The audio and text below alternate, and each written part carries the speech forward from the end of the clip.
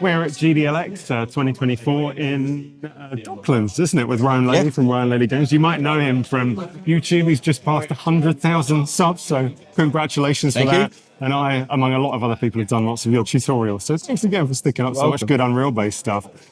All of that is leading to a game, which is Mimic. So what's the score in Mimic? So Mimic is an online multiplayer survival horror game. The best way to think about it is think of Among Us meets Alien Isolation.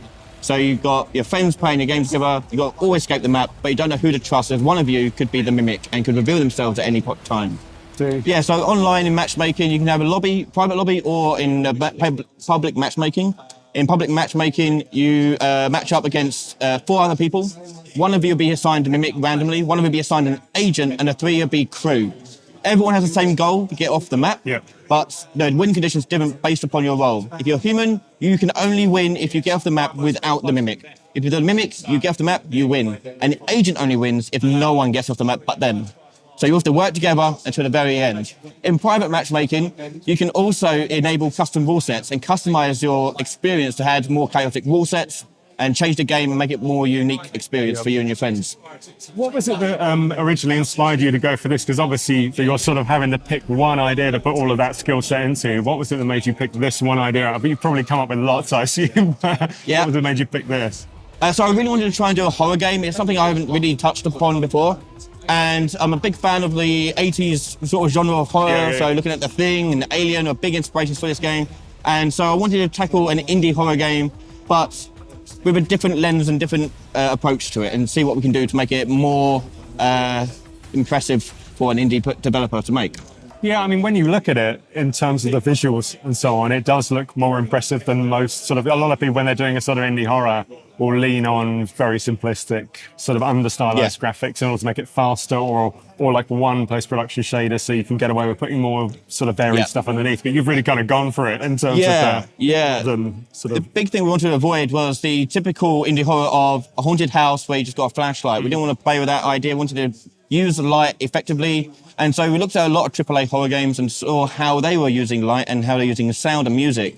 For example, in our game, we've got a dynamic music system. So the game will change the music based upon your play style. So if you're more of a cautious player, then different tones will make you more tense than if you are a fast-paced player. And so the game is actively trying to make you more tense and more scared about what's going on around you. And on the technical side, things like that music system, are you using Metasounds for that? Yeah, we're just using Metasounds. Everything that we've got inside the engine is all in Unreal Engine as it comes, and it's all been made in Blueprint currently. So we haven't really gone into C++ or I even need to.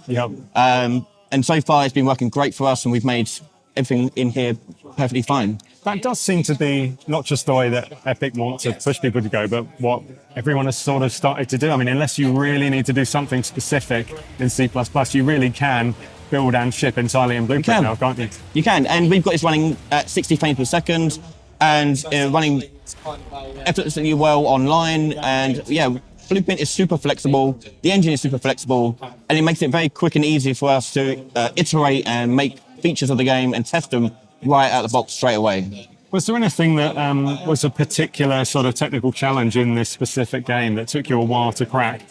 Definitely the online matchmaking, trying to get that all working correctly, making sure people get match made together, and making sure that replication of multiplayer aspects were working as they should do. The problem with doing asymmetrical multiplayer games is that different people will see different things. So you want to make sure that you're seeing the correct thing based upon what you are allowed to see.